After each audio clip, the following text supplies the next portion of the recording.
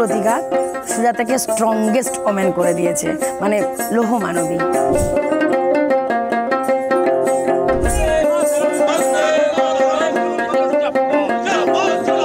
শত্রু কি বলছে না বলছে সেটা নিয়ে গুরুত্ব দেওয়ার মতন, মূর্খামি করার মতো সময় আমার নেই। ওই যে শব্দটা উনি ইউজ করছেন কলতলার ঝগড়া, এটার সঙ্গে ওনারা পারিবারিকভাবে খুব অভ্যস্ত। সেই কালচারটাই, নিজেদের পারিবারিক কালচারটাই আমার দিকে আঙ্গুল তুলছেন, এটাতে আমি ভাবিত নই। মানুষ ভেলকিবাজিটা বুঝে গেছে, খেলা হবে। এ যেন ওয়েব সিরিজের গল্প। সিজন 1, স্বামীর হয়ে ভোটের প্রচারে নামা, স্বামীকে অনেক পরিশ্রম করে জেতানো, তারপরে বিবাহ বিচ্ছেদ। সিজন 2, সেই স্বামীর বিরুদ্ধেই ভোটের লড়াইয়ে নামলেন স্ত্রী, তার লক্ষ্য এবার নিজে জেতা। সুজাতা মণ্ডল ভার্সেস সৌমিত্র খায়ের লড়াই নিয়েই এখন সরগরম রাজ্য রাজনীতি। আমার সঙ্গে রয়েছেন বিষ্ণুপুর লোকসভা কেন্দ্রের তৃণমূল কংগ্রেসের প্রার্থী সুজাতা মণ্ডল। সুজাতাদি, প্রথমে ট্রাইব টিভিতে স্বাগত। Thank you. প্রথম যেটা প্রশ্ন, যে সারা বাংলার মতো এখানেও এই বিষ্ণুপুর লোকসভাতেও তৃণমূল বিজেপির লড়াই রয়েছে, কিন্তু গোটা রাজ্যের মানুষ, বিষ্ণুপুরবাসী তো রয়েছে, কিন্তু গোটা রাজ্যের মানুষ ভীষণ কৌতূহলী এই সুজাতা মণ্ডল ভার্সেস সৌমিত্র খায়ের লড়াই নিয়ে। এটাকে কিভাবে দেখছো? দেখুন, ব্যক্তি জীবনে যন্ত্রণা, ঘাত প্রতিঘাত যখন আর সহ্য করতে পারিনি, যখন ভেবেছিলাম যে জীবনটা এখনও অনেকটা পড়ে রয়েছে, আমাকে বাঁচতে হবে, তখন দিনের পর দিন বেইমানি এবং অত্যাচার সহ্য করতে না পেরে আমাকে রাত্রি 3:30 সেক্টর 3 বাড়ি ছেড়ে সল্টলেক থেকে বেরিয়ে আসতে হয়েছিল, এবং দিল্লি থেকেও আমি খুব নির্যাতিত হয়ে ফিরেছিলাম। তারপর দীর্ঘ ঘাত প্রতিঘাত লড়তে আজ জীবন আমাকে এখানে এনে দাঁড় করিয়েছে, যে আজকে নিজের ঘরের মানুষদের জন্য আর ভায়া নয়, ডাইরেক্ট লড়াই করার সুযোগ। এবং আগামী দিন এদের লোকসভায় জনপ্রতিনিধি হয়ে এলে এই বিষ্ণুপুর লোকসভার মানুষের জন্য তাদের দাসী হিসাবে, ঘরের মেয়ে হিসাবে কাজ করার সুযোগ পেতে চাই। 2019-এ এই লোকসভা কেন্দ্রে তুমি এমনভাবে খেটেছো, প্রত্যেকটা একদম বলা যায় যে কোনায় কোনায় তুমি পৌঁছে গেছিলে, এবং তোমার সেই লড়াই, পরিশ্রম সেটা সফল হয়েছিল। সেই সময় যিনি বিজেপি প্রার্থী সৌমিত্র খাঁ জিতেছিলেন, আমরা দেখেছিলাম যে জয়ের মালা মানুষ তোমাকেও পরিয়েছে। এবারে প্রচার করতে গিয়ে তার অ্যাডভান্টেজ পাচ্ছ? 100% একটাই জায়গায় অ্যাডভান্টেজ, যেটা হলো যে আমি 5টা বছর ধরে বিষ্ণুপুর লোকসভা চষে বেরিয়েছি, বাঁকুড়া জেলা চষে বেরিয়েছি, সকাল থেকে রাত, রাত থেকে দিন, দুপুর। আমি মানে যত কষ্টই হোক, আমি কিন্তু মানুষের সঙ্গে জনসংযোগ ছাড়িনি। আর 2019-এ যখন মানুষের ঘরে ঘরে যে ডোর টু ডোর যে মানুষের সঙ্গে জনসংযোগ করেছিলাম, তখন থেকেই কোথাও যেন তাদের বাড়ির মেয়ে হয়ে উঠেছিলাম। তাই বাড়ির মেয়েকে তারা প্রার্থী হিসাবে চেয়েছিল এবং পেয়েছে, মানুষও খুব খুশি। আর আমি আমার নিজের বাড়ির মানুষদের একজন প্রতিনিধি হয়ে আসতে পেরেছি, আমিও খুব খুশি। যখন প্রচারে যাচ্ছ, বিভিন্ন জায়গায়, বিভিন্ন ব্লকে অঞ্চলে যাচ্ছ, কোথাও কখনো ফ্ল্যাশব্যাকে ফিরে যাচ্ছ? মানুষকে বলতে হচ্ছে না, জানেন, মানুষ এই বিষ্ণুপুর লোকসভার মানুষ বা এই বাঁকুড়া জেলার যে পার্টি 6টা বিধানসভা এবং আমার পূর্ব বর্ধমানে গলসি 2 এবং খণ্ডঘোষটা পড়ে, সেখানকার মানুষ সারা ভারতের মানুষের মতন এরা তো আমাকে কাছ থেকে দেখেছে, যে দিনের পর দিন তীব্র দাবদাহে পা দিয়ে রক্ত বেরোচ্ছে, মুখ চোখ ঝলসে যাচ্ছে। সেরকম তৎকালীন দলের কোনো সংগঠনের জোর ছিল না, ক্যান্ডিডেট ঢুকতে পারেনি একটা দিনও। এই 6টা বিধানসভায় বিগত 2019-এ যিনি বিজেপির বিদায়ী সাংসদ, একদিনও ঢুকতে পারেনি, বিভিন্ন কেসে জর্জরিত হয়ে। একটা যে জায়গায় ঢুকেছিলেন খণ্ডঘোষ বিধানসভা, সেখানে গোহারান হেরেছিলেন। তাই মানুষ আমার সেই লড়াই খুব কাছ থেকে দেখেছে, আর মানুষ আমার সততা জানে, মানুষ আমার ন্যায়নিষ্ঠা জানে, আর মানুষ আমার সুব্যবহারের সাথে পরিচিত। তাই প্রচার করতে বেরিয়ে আমাকে খুব একটা নতুন কিছু করতে হচ্ছে না। নতুন কিছু না, নিজের কিছু পুরনো কথা মনে পড়ছে? হ্যাঁ, জায়গাগুলো মনে পড়ছে। অনেকের বাড়ি হয়তো দ্বিতীয়বার গেছি, 19-এ গিয়েছিলাম, আবার সেই বাড়িটাই ঘুরতে গিয়েছি, দিয়ে আর নিজের জন্য ভোট চাইছি। তখন বলছে, তুমি আমার বাড়ি এসেছিলে মনে আছে 19 সালে, তো আজকে তোমাকে নিজের সামনে আবার পেয়েছি। তো তখন মনে হচ্ছে একটাই কথা, যে 19-এ এক পরিপ্রেক্ষিত ছিল আর 24-এ এক পরিপ্রেক্ষিত। তো এরকম অনেক কিছুর সঙ্গে মানে মিল পেয়ে যাচ্ছি। এছাড়া দেখুন, তৎকালীন যে দলটার মানে হয়ে লড়াই করতে আমি বাধ্য হয়েছিলাম, সেই দলটা তো সত্যি মানুষের জন্য কিছু করেনি, বাংলার মানুষের প্রতি একের পর এক বঞ্চনা করেছে। গরিব মানুষদের 100 দিনের কাজের টাকা। দেখুন আমাদের এই বিষ্ণুপুর লোকসভার 7টা বিধানসভা বেশিরভাগই কিন্তু গ্রাম বাংলার মানুষ, মানে খুব রুটি রুজিটা খুব মানে নিত্যদিনের দিনমজুরি। সেই গরিব মানুষগুলোর কথা চিন্তা না করে যখন 100 দিনের কাজের টাকা, আবাসের টাকা আটকে রেখে দিয়েছে, সেটা তো অত্যন্ত যন্ত্রণার। সেখানে মমতাদি লক্ষ্মী ভাণ্ডার ডবল করে দিয়ে 100 দিনের কাজের টাকা পাইয়ে দিয়ে এবং আগামী দিন আবাসের টাকাও চালু হয়ে যাবে। এটা তো কোথাও মানুষকে খুব উদ্বুদ্ধ করছে তৃণমূল কংগ্রেসের প্রতি, মমতাদির, অভিষেক বন্দ্যোপাধ্যায়ের প্রতি। আর আমার একটা প্লাস পয়েন্ট যে বিষ্ণুপুরের যিনি বিজেপির প্রার্থী তিনি বহিরাগত, কিন্তু আমি বিষ্ণুপুরের ঘরের মেয়ে, আমি ভূমিপুত্রী। কিন্তু বিষ্ণুপুরের যিনি বিজেপি প্রার্থী তিনি তো আপনাকে রাজনৈতিক ব্যক্তি হিসেবে মানছেনই না, কোনো পাত্তাই দিচ্ছেন না। তিনি বলছেন আপনি নাকি কলতলায় ঝগড়া করার প্রার্থী। কি বলবেন? দেখুন, শত্রু কি বলছে না বলছে, হতাশায় কি বলছে, চিন্তাগ্রস্ত কি বলছে, চিন্তাগ্রস্ত হয়ে বা মানসিক বিকারগ্রস্ত হয়ে কি বলছে, সেটা নিয়ে গুরুত্ব দেওয়ার মতন, মূর্খামি করার মতো সময় আমার নেই। দেখুন, উনি ভয় পাচ্ছেন বলেই 10 তারিখের পর থেকে ওনার মুখের যে অবয়বটা, তার চেহারাটা ছোট হয়ে গেছে ইঞ্চিতে। তারই লোকজনরা বলছে যে 10 তারিখ যতক্ষণ পর্যন্ত টিকিটটা ডিক্লেয়ার না হয়েছিল ততক্ষণ পর্যন্ত ওনার মুখের ইঞ্চিটা যদি 26 ইঞ্চি ছিল, তাহলে আমার নামটা ঘোষণার পর ওনার মুখের ইঞ্চিটা 16 ইঞ্চিতে দাঁড়িয়েছে। এটাতেই প্রমাণ দিয়ে দেয় যে উনি আমাকে রাজনৈতিক ব্যক্তি মনে করছেন না অরাজনৈতিক মনে করছেন। আর কলতলার ঝগড়া, দেখুন এটাতে উনি খুব অভ্যস্ত।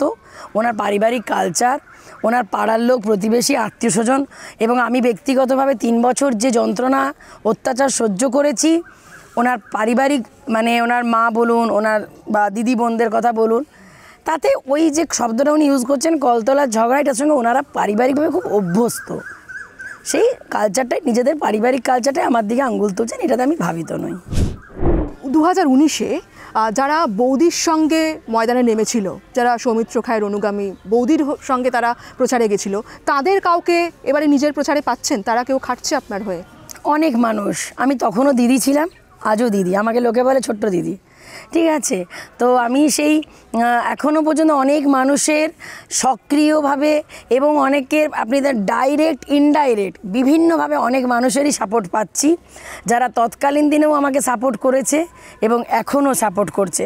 তার মধ্যে কেউ সামনে আসছে আর কেউ পেছন থেকে করছে, বাট কিছু কিছু মানুষের সাপোর্ট আমি তখনও পেয়েছি, এখনও পাচ্ছি। কারণ তারা দেখেছে যে বিষ্ণুপুরের যিনি বিজেপির প্রার্থী বা বিদায়ী সাংসদ, তিনি তো সত্যি 10 বছরেই বিষ্ণুপুর লোকসভার জন্য কোনো কাজ করেননি, কোনো উন্নয়ন করেননি।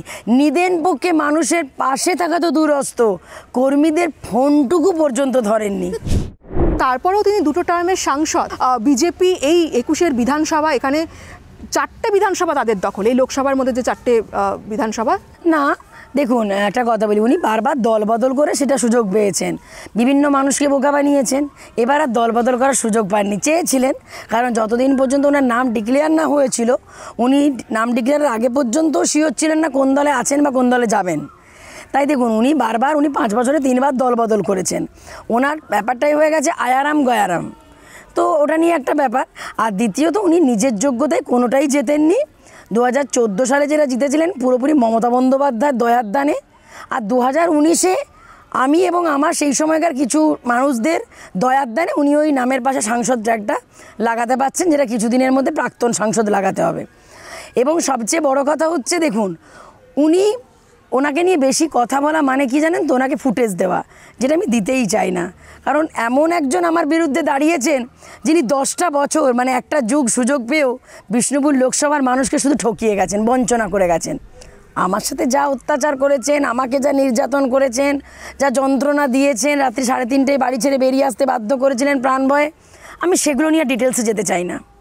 সেগুলো নিয়ে বললে মানুষের চোখে জল চলে আসবে। আজকে দেখুন উনি আমি থাকতে থাকতেই আবার অন্য একজনকে বিয়ে করেছেন। এতে বাংলার মানুষ, বিষ্ণুপুর লোকসভার মানুষ ওনার চরিত্র বুঝে গেছে যে এক নারী থাকতে থাকতে উনি আবার অন্য একজনকে বিয়ে করেছেন, তার মেয়েকে মেয়ে বলছেন। ওনার সঙ্গে আমার তো কোনো ইস্যু নেই, আর মানে ওনার তরফে হওয়াও সম্ভাবনা ছিল না ওনার তরফ থেকে। উনি যাকে বিয়ে করেছেন তার মেয়েকে মেয়ে বলে ফেসবুকে ছাড়ছেন। উনি নিজে আমি থাকতে থাকতে আবার একজনকে বিয়ে করেছেন এবং এই মহিলাটির সঙ্গে উনি সম্পর্ক আমি থাকতে থাকতেই অবৈধ সম্পর্কে জড়িয়েছিলেন। তার বহু অজস্র প্রমাণ আমার কাছে আছে, তার দলের লোকেরাই, তার সাথে থাকা লোকেরাই সেই প্রমাণ আমাকে পাঠিয়েছে। এরপরে কি বলবেন? বিষ্ণুপুর লোকসভার মানুষের জন্য তো কাজ করলেন না। এখন নতুন বিয়ে করেছেন, হানিমুন করুন, কিছুদিন আগে লাদাখ গেছিলেন, কাশ্মীর গেছিলেন, আর একটু কাশ্মীরেই ঘুরে আসুন, বিষ্ণুপুরে আমি সামলে নেব। আপনার জীবনের যা গল্প, আপনি যে অভিযোগগুলো করেন, অনেক মহিলাই রয়েছে, সারা বাংলায় তো বটে, বিষ্ণুপুরে তো আছেনই, যারা নিজেদের সঙ্গে রিলেট করতে পারে, অনেকেই রিলেট করতে পারে। তো যখন সেই মহিলাদের কাছে প্রচারে যাচ্ছেন, তারা কি সেই পুরোনো দিনের আপনার যে কষ্ট বা স্ট্রাগল সেগুলো শুনতে চাইছে? মেয়েরা জানেন তো, মেয়েদের জন্য মেয়েদের বুক ফাটে, মন কাঁদে। আর একটা জিনিস জেনে রাখবেন, কোনো মেয়ে কখনো এমন কিছু বলবে না যেটা তার সঙ্গে সত্যি হয়নি। এমন কোনো নির্যাতনের ঘটনা বা সেটা তার ব্যক্তিগত জীবনের ঘর ভাঙার যন্ত্রণা যার হয় সেই বোঝে। এবং যখন একটা নারী যদি সে সচ্চরিত্র ভদ্র নারী হয়, তাহলে সে কখনোই মন থেকে মেনে নিতে পারবে না যে একজন স্বামীর স্ত্রী থাকা সত্ত্বেও অন্য মহিলাকে নিয়ে স্ত্রী করেছেন। তাই বাংলার মানুষের সাথে সাথে বিষ্ণুপুর লোকসভার প্রতিটা মা বোন আমার সাথে অঙ্গাঙ্গিভাবে আন্তরিকভাবে জড়িত। এমনকি বিজেপির ঘরের যারা মা বোন আছেন তারাও পর্যন্ত আনঅফিসিয়ালি আমাকে বলেছেন যে আমরা কিন্তু ওনার এই অন্যায় অত্যাচারটা মেনে নিতে পারছি না। কারণ আপনি ওনার জন্য যে রক্তক্ষয়ী সংগ্রাম করেছিলেন, মৃত্যুর সঙ্গে লড়াই করেছিলেন, আমার পায়ে সেপটিক হয়ে গেছিলো জানেন। রাত্রি 1:30টায় দুর্গাপুর সিটি মেডিকেল থেকে টিটেনাসের ইঞ্জেকশন নিয়ে আমি পরের দিন আবার ওনাকে জেতানোর জন্য প্রচারে নেমেছিলাম। মানুষ দেখেছিলেন। তখন মনে করুন 19 সালে ফেনী এসেছিল। সেই ফেনীতে আমি গায়ে জ্বর নিয়ে সোনামুখী ব্লকের বিভিন্ন জায়গায়, নবাসন, রাধারমনপুরে আমি প্রচার করে বেরিয়েছিলাম গায়ে জ্বর নিয়ে। মানুষ সেগুলো কাছ থেকে দেখেছে। মানুষ একটা জিনিস জানে যে নারী জীবন বাজি রেখে মৃত্যুকে সে নিশ্চিত জেনে লড়াই করে স্বামীর জন্য, সে কখনো কোনো লালসায় ঘর ভেঙে বেরিয়ে আসতে পারে না, যদি যন্ত্রণাটা এতটা না হয় যে মৃত্যুর ভয় না থাকে। পরিশ্রমটা আপনি 2019-এ করেছিলেন ওনাকে জেতানোর জন্য, তারপরে আপনি বলছেন উনি কোনো কাজ করেননি। কোনো কাজ সেটার জন্য করেননি। আক্ষেপ হয় যে মানুষের কাছে গিয়ে প্রতিশ্রুতি দিয়েছিলেন। 100% সেটার জন্য সত্যি আক্ষেপ হয়, দুঃখ হয়, যন্ত্রণা হয় এবং নিজেকে কোথাও অপরাধী মনে হয় মাঝে মাঝে যে সত্যি আমি তো করজোড়ে ভোট ভিক্ষা করেছিলাম তাদের কাছে এই বিশ্বাস নিয়ে যে জিতে আসার পর উনি বিষ্ণুপুর লোকসভার মানুষের জন্য কাজ করবেন। কিন্তু সেই বিষ্ণুপুর লোকসভার মানুষের কাছে আমি তাদের ঘরের মেয়ে, আমি করজোড়ে ক্ষমা প্রার্থী যে পারলে আপনাদের ঘরের মেয়েটাকে ক্ষমা করে দেবেন। আমার উদ্দেশ্য ছিল উনি কাজ করবেন, বুঝতে পারিনি যে আমাকে ঠকানোর সাথে সাথে আপনাদেরকেও ঠকিয়ে যাবে।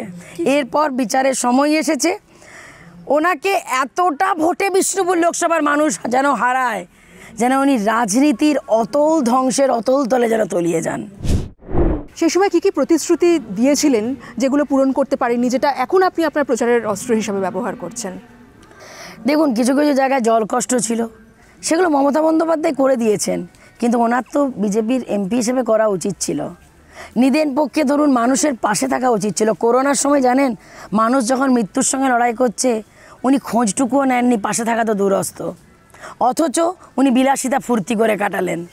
করোনার সময় কিন্তু তখন মানুষের পাশে লকডাউনের সময় যারা দাঁড়িয়েছিল, সেটা আপনার চাল ডাল রেশন দিয়েই হোক, মাস্ক স্যানিটাইজার দিয়েই হোক, সেটা কিন্তু তৃণমূল কংগ্রেসের সৈনিকেরা, কর্মীরাই। তাহলে আজকে উনি এমপি হিসেবে করলেনটা কি? শুধু ফুর্তি, বিলাসিতা আর অগাধ সম্পত্তি বানানো?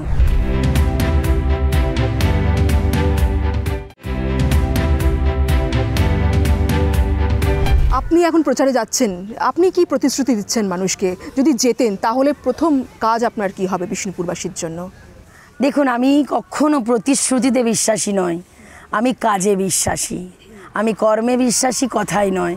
আমি একটা কথাই আমার ঘরের মানুষদের বলেছি যে আপনারা আমাকে জেতান, আর জেতানোর পর আমার কাছে কাজ বুঝে নেবেন। প্রথম কাজ কি? আমি একটা চাই, আমার বিষ্ণুপুর সুপ্রাচীন, ঐতিহ্যশালী, শতাব্দী প্রাচীন নগরী, আর সেই বিষ্ণুপুরকে ওয়ার্ল্ড হেরিটেজ সিটি ঘোষণা করা হোক। এটা আমি স্বপ্ন দেখি যে আমার বিষ্ণুপুর হেরিটেজ সিটি হয়েছে। যেদিন ওয়ার্ল্ড থেকে ফান্ডিং আসবে আর বিষ্ণুপুরকে আমরা সাজিয়ে সাজিয়ে সাজিয়ে মানে আমাদের মন ভরে উঠবে। আমি সবচেয়ে আগে এটা চাই যে আমার বিভিন্ন মন্দিরগুলো আছে টেরাকোটার, সেই মন্দিরগুলো এএসআই নিক, আর্কিওলজিক্যাল সার্ভে অফ ইন্ডিয়া থেকে সেগুলোকে সংস্কার করা হোক এবং সুন্দর সাজিয়ে তুলতে চাই। মানে আমার একদম পর্যটনে জোর দিই, কারণ বিষ্ণুপুর তো পর্যটন নগরী। বালুচুরি শিল্পের ওপর আমি আরও জোর দিতে চাই, যাতে আমার তাঁতিরা তাদের কোনো অসুবিধা না হয় ভবিষ্যৎ প্রজন্মের জন্য। এবং সর্বোপরি আমাদের যে দশাবতার তাস, এটা খুব বিখ্যাত, লণ্ঠন শিল্প, শাঁখা, এগুলোকে আরও মানে ডেভেলপ করতে চাই। আর সর্বোপরি দেখুন, আমি বিষ্ণুপুর লোকসভার ঘরের মেয়ে, প্রতিটা ব্লকের সঙ্গে আমার রিলেশন। তারা জানে আমি মাটিতে বসে, চাতালে বসে, আমি একদম মানে কি বলবো, তালপাতার যে আপনার মানে মাদুর হয়, আমি সেখানে বসে গল্প করতে করতে কাজ করব। কাজ তো একা কেউ করতে পারে না, আমার মানুষদেরকে সাথে নিয়ে আমি কাজ করব। ঘরের মেয়ে হওয়ার তো এটাই সুবিধা, যে আবদার তারাও করতে পারবে, আমিও আবদার করতে পারবো। বিবাহ বিচ্ছেদ থেকে আজকে যে জায়গায় এসে দাঁড়িয়েছেন এই লোকসভার প্রার্থী, এই যে এই জার্নিটায় জীবনের কি কি পরিবর্তন হয়েছে? সুজাতা মণ্ডলের জীবনের ওঠা পড়া নিজেকে কতটা ভাঙলো গড়লো? এখন অনেক স্ট্রং হয়ে গেছি জানেন। মানে একটা সময় বাবা মার খুব প্যাম্পার্ড চাইল্ড, মাত্র 2টা বোন, তো বাবা মা খুব আদরে মানুষ করেছে। বাবা অনেক উচ্চ পদে সার্ভিস করতেন, এখন রিটায়ার করেছেন। কিন্তু তখন না, মানে আমার পরিবারে এই কালচারটাই কোনোদিনও ছিল না। আমার পরিবারে আজ পর্যন্ত কোনোদিন ডিভোর্স হয়নি, ঠিক আছে? তো সেখানে আমি অভ্যস্তই ছিলাম না যে যাকে বিশ্বাস করে 7 পাকে বন্ধনে বাঁধা হয় সে এতটা ঠকাতে পারে, সে মির্জাফর হতে পারে, এটা আমার কোনো ধারণাই ছিল না। এবং তার থেকে বয়সে আমি অনেকটাই ছোট, তো আমাকে দিনের পর দিন ঠকিয়ে গেছে মিষ্টি মুখোশের আড়ালে। কিন্তু ওই যে বলেন না, তুমি যদি জীবনে সৎ থাকো, ন্যায়নিষ্ঠ থাকো, কোথাও না কোথাও কেউ একজন তোমার জন্য লড়বে, তাকে তুমি দেখতে পাও আর না পাও। তাই বাবা মাকে পেয়েছি জীবনের চরম কঠিন দিনে, কিছু শুভাকাঙ্ক্ষীদের শুভেচ্ছা পেয়েছি যারা সবসময় বলে গেছে, ফাইট সুজাতা ফাইট, তুমিই পারবে, তুমিই পারবে। এবং আমার মতন বাবা মা যেন প্রত্যেকটা সন্তান পায়, যারা কোনো দিন এটা বলেনি যে না তোমাকে অত্যাচারটা সহ্য করে পরেও টিকে থাকতে হবে, তোমাকে ঠকেও টিকে থাকতে হবে, যারা প্রতিটা মুহূর্তে এটা বলেছে তুমি যাতে ভালো থাকবে তুমি সেটাই করো, তোমার সব লড়াইতে পাশে আছি। এমনকি আমার ডিভোর্সের কেসে আমার বাবা এবং বাড়ির লোকেরা আমার সঙ্গে কোটগড়ায় গেছিলো, কাঠগড়ায়। আর জীবনে কোনো কিছুতে ভেঙে পড়ি না, ভয় লাগে না। মৃত্যুর সঙ্গে লড়াই করেছি বহুবার, 19-এও হয়েছে, 21-এ আরামবাগে যখন দাঁড়িয়েছিলাম, মাথায় বাঁশের বাড়ি, পাথর থেকে শুরু করে কিচ্ছু বাকি ছিল না। জীবনে কী নামটা, মানে কি বলবো, যাকে নাকি বলে জীবন সঙ্গী, জানি না, আমার ক্ষেত্রে হয়নি সেটা, মানে তার সঙ্গে মৃত্যুর মুখ থেকে বেঁচে বেরিয়ে এসেছি। আজ কিন্তু আমি একটা স্ট্রং লেডি, হার্ডকোর, ঠিক আছে? আজকে অনেক নারীদের পাশে দাঁড়াতে পারবো, অনেক মানুষের পাশে দাঁড়াতে পারবো। এবং সবচেয়ে বড় কথা, জীবনের ঘাত প্রতিঘাত সুজাতাকে স্ট্রংগেস্ট ওমেন করে দিয়েছে, মানে লৌহ মানবী। পুরুষদের কি বার্তা দেবেন? যারা আমার লোকসভার মানুষ বা আমাকে যারা চেনেন, তাতে যারা মানে পুরুষ সম্প্রদায় যদি বলতে চান, কারণ সেখানে দাদা তুল্যরাও রয়েছে, পিতৃতুল্যরাও রয়েছে, তারা একটা কথাই বলেছে, সুজাতা আশীর্বাদ করি তুমি জীবনে অনেক বড় হও এবং তোমার জীবনে যেন কোনো দুঃখ যন্ত্রণা না থাকে। আর তুমি খুব ভালো সিদ্ধান্ত নিয়েছো, সারাটা জীবন ঠকার থেকে একটা কি বলবো, একটা অপরাধ জগৎ থেকে, মানে অপরাধ জগৎ মানে এই কথা বলছি, যে অপরাধ করে, যে অপরাধী, তার কবল থেকে তুমি বেরিয়ে এসেছো একজন বেঈমানের কাছ থেকে। এটা তোমার জন্য খুব ভালো হয়েছে, তুমি সময় থাকতে নিজেকে বাঁচিয়ে নিতে পেরেছো। দল আপনাকে লোকসভার মতো জায়গায় প্রার্থী করলো, কেন প্রার্থী করলো? নিজের কি অ্যানালিসিস? আমার অভিজ্ঞতা বা বয়সের নিরিখে হয়তো আমি অনেকটাই নবীন, কিন্তু আমার জীবনের যা ঘাত প্রতিঘাত বা জীবনের যা লড়াই, যা স্ট্রাগেল, এবং বিষ্ণুপুর লোকসভার প্রতিটা কোণার মানুষ আমায় চেনে, প্রতিটা বুথের মানুষ আমায় চেনে এবং আমিও তাদের চিনি। সেটার থেকেই দল মনে করেছে, যখন সার্ভে হয়েছিল মানুষের কাছে এবং নেতৃত্বদের কাছে, তখন 99% সার্ভে রিপোর্টে আমারই নাম গেছে। তাই দল কিন্তু আমাকে যোগ্য হিসাবেই বিচার করেছে, কারণ মানুষ আমাকে চেয়েছে, আমি পাবলিক ডিমান্ডস ছিলাম। এবং আমি একটাই কথা মনে করি, আমার উল্টো দিকের প্রার্থী কে আছে এটা খুব মানে কি বলবো, আনইম্পর্টেন্ট ম্যাটার। আমার কাছে ম্যাটার একটাই, দল আমাকে এত বড় একটা যুদ্ধের কাণ্ডারি করেছে, আর সেই লোকসভার, এই বিষ্ণুপুর লোকসভার সিটটা আমি আমার নেত্রী মমতা বন্দ্যোপাধ্যায় এবং আমার আইকন অভিষেক বন্দ্যোপাধ্যায়ের হাতে, তৃণমূল কংগ্রেসের হাতে তুলে দিতে পারলে সেটাই হবে আমার সবচেয়ে বড় যুদ্ধের জয় এবং সেটাই হবে আসল হেভিওয়েট ব্যাপার। এই কেন্দ্রটা তো তফসিলি জাতির জন্য সংরক্ষিত, সেই মানে কেন্দ্রীয় বঞ্চনা নিয়ে আপনারা সরব হচ্ছেন। অনগ্রসর শ্রেণীর জন্য কেন্দ্রীয় সরকার কি করেনি যেগুলো আপনারা মানুষের কাছে তুলে ধরছেন? কিছুই করেনি জানেন, আমাদের শিডিউল কাস্ট শিডিউল ট্রাইবদের জন্য অ্যাকচুয়ালি কিছুই করেনি। কোনটা বলবো বলুন তো যে বিজেপি করেছে? অন্যান্য রাজ্যে তো আমাদের এসসি এসটিদেরকে মানুষই মনে করে না। আর সেখানে আমাদের যিনি সর্বোচ্চ নেত্রী মমতা বন্দ্যোপাধ্যায়, তিনি তো একজন হিন্দু কুলীন ব্রাহ্মণ। তিনি চিন্তা করেছেন যে এসসিদের যন্ত্রণা বা এসটিদের যন্ত্রণা বিচার হওয়া দরকার, তাদের পাশে থাকা দরকার। আজ ভাবতে পারবেন না, আমাদের সমাজে এখনও পর্যন্ত বেশিরভাগ মা বোনেদের অনেককে না ওই লোকের বাড়িতে বাসন মেজে কাপড় কেচে ঘরঝাটপুচ করে খেতে হয়, এবং সারা মাস খেটে তারা হয়তো 500 টাকা কি 400 টাকা পায়। সেখানে আমাদের নেত্রী চিন্তা করে যাদের সম্মানের সঙ্গে 1000 টাকা দেওয়া শুরু করেছেন, এবং পরের মাস থেকে 1200 টাকা হয়ে যাবে।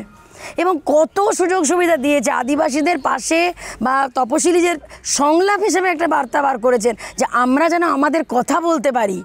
আজকে বিজেপি তো চেয়েছিল সংরক্ষণ তুলে দিতে, ওনাদের সাহস থাকলে তুলে দেখান। তপশিলি জাতি তপশিলি উপজাতি সংরক্ষণ সাহস থাকলে তুলে দেখান বিজেপি। আজকে নেতৃত্ব প্রোটেস্ট করেছেন। আজ কিন্তু আমাদের আদিবাসীদের বা আমাদের শিডিউল কাস্টদের না খেয়ে ঘুমোতে হয় না। আজকে কিন্তু আমাদের বাচ্চারা এমন নেই যে স্কুলে যায় না। আজ আমাদের চিন্তা করতে হয় না যে না খেয়ে ঘুমোতে হবে বলে। আজ বিনা পয়সা চাল ডাল রেশন থেকে শুরু করে আমাদের জন্য সব কিছু করেছে নেত্রী। তাহলে এমন নেত্রীকে তপশিলি শিডিউল কাস্ট শিডিউল ট্রাইবরা ভোট দেবে না। এবং সর্বোপরি আজকে ভাবুন, বাউরি সমাজ, আমাদের যে এসসি সমাজ সবচেয়ে বড় আমাদের এখানে, তারা মানে বাউরি বাগদি সমাজের যারা আমরা আছি, মানে আমাদের যারা শিডিউল কাস্টেরও অনেকগুলো ভাগ আছে।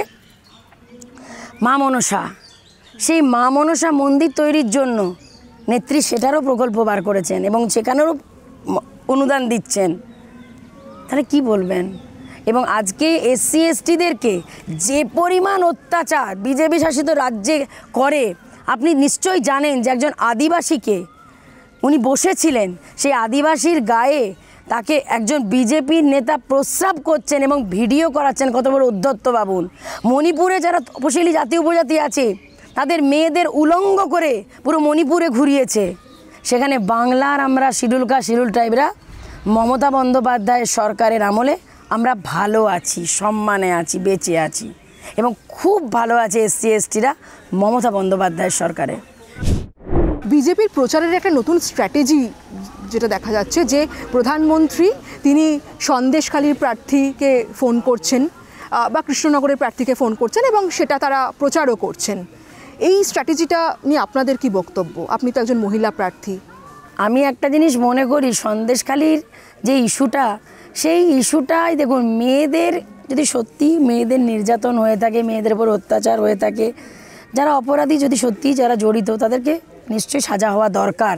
কারণ মেয়েদের প্রতি বঞ্চনা একজন নারী হিসাবে কখনোই মানছি না, মানব না। আর আমাদের নেত্রী তিনিও একজন নারী, এবং আপনি দেখেছেন অপরাধীরা প্রত্যেকেই ধরা পড়েছে এবং সাজাও খাচ্ছে। এবং বিজেপির এটা হচ্ছে লোকসভা ভোটের আগে এটা প্রচার কৌশল, মানুষকে বোকা বানিয়ে তাদের এটা প্রচারের ফান্ডা। কিন্তু আপনি নিশ্চিত লিখে রাখুন, সন্দেশখালী বা কৃষ্ণনগরে বিজেপি গোহারান হাঁটছে আর তৃণমূল কংগ্রেসের প্রার্থীরাই জিতবে। আপনাকে মমতা ব্যানার্জি ফোন করেছিল বা কোনো পরামর্শ দিয়েছে? নেত্রী তো প্রায় দিনই পরামর্শ দেন। নেত্রী এবং অভিষেক বন্দ্যোপাধ্যায় সবসময় যোগাযোগে রেখেছেন। আমি তাদের আশীর্বাদেই প্রার্থী হয়েছি, এবং মমতা বন্দ্যোপাধ্যায় আমাকে নিজের সন্তান সম আমাকে স্নেহ করেন, অভিষেক বন্দ্যোপাধ্যায় আমাকে নিজের বোন তুল্য আমাকে স্নেহ করেন। তাই তাদের গাইডেন্স তো প্রতিটা দিন প্রতিটা মুহূর্তে পাচ্ছি। আপনি এবং সৌমিত্র খাঁ 2019-এ একসঙ্গে আলোচনা করে নিশ্চয়ই অনেক স্ট্র্যাটেজি করেছেন, সেই মতো প্রচার করেছিলেন, তাতে সফলও হয়েছেন। এটা আর বলার অপেক্ষা রাখে না। যেহেতু আপনারা একে অপরের স্ট্র্যাটেজিগুলো জানেন, এবারে দুজনে যেভাবে প্রচার করছেন তাতে কি একে অপরের সঙ্গে স্ট্র্যাটেজিতে সেই মিল ধরা পড়ছে? না, আমি ওনাকে কোনো গুরুত্ব দিই না, গুরুত্ব দেওয়ার মতো প্রয়োজনও মনে করি না। উনি পরিশ্রম করেন না, উনি মানুষের পাশে থাকেন না, 10 বছরে কোনো কাজ করেননি, শুধু মানুষকে টুপি পরিয়ে বোকা বানিয়ে বাতেল্লা মেরে পার করেছেন। আর মানুষ ওনার চরিত্র বুঝে গেছে। মানুষ, বিষ্ণুপুর লোকসভার মানুষ ওনাকে ডাস্টবিনে ছুঁড়ে ফেলে দেবে 4ঠা জুন, এটা মিলিয়ে দেখুন। তাই ওনার প্রচার কৌশলেও আমার কোনো গুরুত্ব নেই। তবে উনি আমাকে নকল করছেন, আমি দেখতে পাচ্ছি। সমস্ত পাবলিকই বলছে, মিডিয়াও বলছে। আমি সেদিন সেলুনে একটি বাচ্চা ছেলে চুল কাটছিলাম, বেশ মজা লাগছিল, কারণ ছোটোবেলা ছোটোবেলার স্মৃতি ফিরে পাচ্ছিলাম। আমার বাবাও আমার 2 বোনকে ওরকম সেলুনে নিয়ে যেয়ে চুল কেটে দিতেন, তো এটা মনে পড়ছিল। কিন্তু উনি হঠাৎ করে দেখলাম আমার ওই ভিডিওটা খুব ভাইরাল হওয়াতে উনি তো বরাবরই নকল নবিশ, উনি সেই নকল করে উনি একটা সেলুনে যেয়ে পরে উনি আমাকে দেখা দেখি উনি গেছিলেন জনসংযোগ করতে। মানুষ ভেলকিবাজিটা বুঝে গেছে উনি। তারপর আমি জেলা পরিষদে সাইকেল চালিয়ে প্রচার করেছি, উনি দেখছি সেই ভেগধারী ব্যাপারটাও করছেন।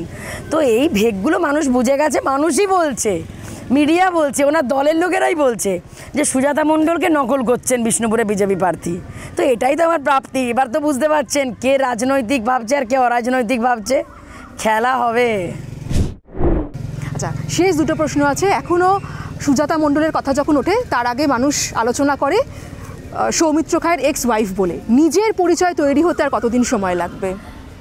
নিজের পরিচয় তৈরি হয়েছে বলেই না বিষ্ণুপুরের মতন ভারতবর্ষের এত বড় একটা প্রেস্টিজিয়াস সিট, মল্ল রাজার দেশ এই বিষ্ণুপুর, শতাব্দী প্রাচীনের ইতিহাস, সেই সিটে দল প্রার্থী করেছে। কি জানেন তো, সমাজটা পুরুষতান্ত্রিক, তো আপনিও বুঝতে পারছেন, আপনিও একজন নারী, আমিও একজন নারী, আমাদের নেত্রীও একজন নারী। এখনও পর্যন্ত না কোনো একটা পুরুষের আড়ালে মেয়েদেরকে রেখে দেওয়ার একটা চক্রান্ত হয়। এটা আমি আমার সমস্ত পুরুষ সমাজকে শ্রদ্ধা রেখেই বলছি। এটা কিন্তু অনেক ছেলেরাও বলে যে এটা কিন্তু উচিত না। একটা নারীর পরিচয় নারীরই হওয়া দরকার, সেটা পিতার পরিচয়, স্বামীর পরিচয়, ছেলের পরিচয় নয়। দেখুন, এই যে আপনি কথাটা বললেন, এটাতে উনি আমাকে বাঁচিয়ে রাখতে চাইছেন, কারণ উনি আমার নামটা ধরে বেঁচে থাকতে চাইছেন। ওনার পরিচয় আমার কোনোদিনই দরকার ছিল না, নেও আর থাকবেও না। আমি সুজাতা মণ্ডল, এটাই সবচেয়ে বড় আমার পরিচয়। আমি একটাই কথা বলি, vote for Mamata, vote for Sujata. আপনার কলার টিউনে একটা রবীন্দ্রসঙ্গীত বাজে, আমারও পরানো জাহাজ চায়, এই গানটা কার উদ্দেশ্যে? বিষ্ণুপুর লোকসভার মানুষের উদ্দেশ্যে। কারণ বিষ্ণুপুর লোকসভার মানুষই আমাকে তো আজকে রাজনৈতিক সুজাতা বানিয়েছে। এই আমার মায়ের গর্ভ যেমন আমায় জন্ম দিয়েছে, তেমনি এই বিষ্ণুপুর লোকসভার এই মাটিটা রাজনৈতিক সুজাতাকে জন্ম দিয়েছে। তাই আমারও পরানো যাহা চাই, বিষ্ণুপুর লোকসভার মানুষ, তোমরা তাই, তোমরা তাই, তোমরা তাই। শেষ প্রশ্ন, ব্যক্তিগত প্রশ্ন, সেটা হচ্ছে আমরা দেখেছি দোলের দিন সৌমিত্র খা তিনি তার বর্তমান স্ত্রীকে বাইকে করে নিয়ে গিয়ে দোল উৎসবে মেতেছিলেন। আপনি আপনার প্রচারে আপনার হবু বরকে নিয়ে বেরোবেন? দেখুন, এখনও আমি জীবনটাকে মানুষের জন্য উৎসর্গ করে দিয়েছি। বারবার দলবদল করা আর বারবার বিয়ে করা, ভোট এলে দলবদল নইলে স্ত্রী বদল, এটা বিষ্ণুপুরের বিজেপি প্রার্থীর চরিত্র। আমরা তো এটাই জানি যে আমাদের জীবনে আমরা যেটা দেখে বড় হয়েছি যে মানুষের জীবনে বিয়েও একবারই হয়। তো জীবনে যদি সেরকম কোনো দিন পরিস্থিতি আসে বাবা মার কারণে বা অনেক শুভাকাঙ্ক্ষীরা বারবার, যেহেতু আমার এখনও জীবনটা পড়ে রয়েছে অনেকটাই, অনেকেই বলে শুভাকাঙ্ক্ষীরা, আমার নেতৃত্বরা, যে আবার জীবনকে সুযোগ দেওয়ার, সেরকম যদি কোনো দিন মনে হয় তখন ভেবে দেখা যাবে। আর নইলে বিষ্ণুপুর লোকসভার মানুষের জন্য আমি আমার নিজের জীবনটাকে উৎসর্গ করে দিয়েছি। আমি বিয়েটাকে সম্মান করি, বিয়েটাকে ছেলে খেলা মনে করি না, ফুর্তি ভোগবিলাসিতা মনে করি না। তাই বিষ্ণুপুরের বিজেপি প্রার্থীকে আমি একটাই কথা বলতে চাইছি, 10টা বছর মানুষকে সময় দেননি, কাজ করেননি, বিয়ে করেছেন, হানিমুনে কাটান, যেরকম হানিমুনে গিয়েছিলেন হানিমুনে যান। বিষ্ণুপুর লোকসভার মানুষের জন্য সুজাতা আছে, বিষ্ণুপুর লোকসভার মানুষের জন্য আমি কাজ করে নেব। 2019-এ যে সাফল্য তিনি এনেছিলেন, 2024-এ তৃণমূল কংগ্রেসের প্রার্থী হয়ে নিজের জন্য সেই সাফল্য আনবেন, সে ব্যাপারে 100% আত্মবিশ্বাসী সুজাতা মণ্ডল। এখন দেখার যে বিষ্ণুপুরবাসী কী রায় দেয়। ক্যামেরায় সূর্যশঙ্কর অধিকারীর সঙ্গে দেবযানী সরকার, ট্রাইব টিভি, বিষ্ণুপুর।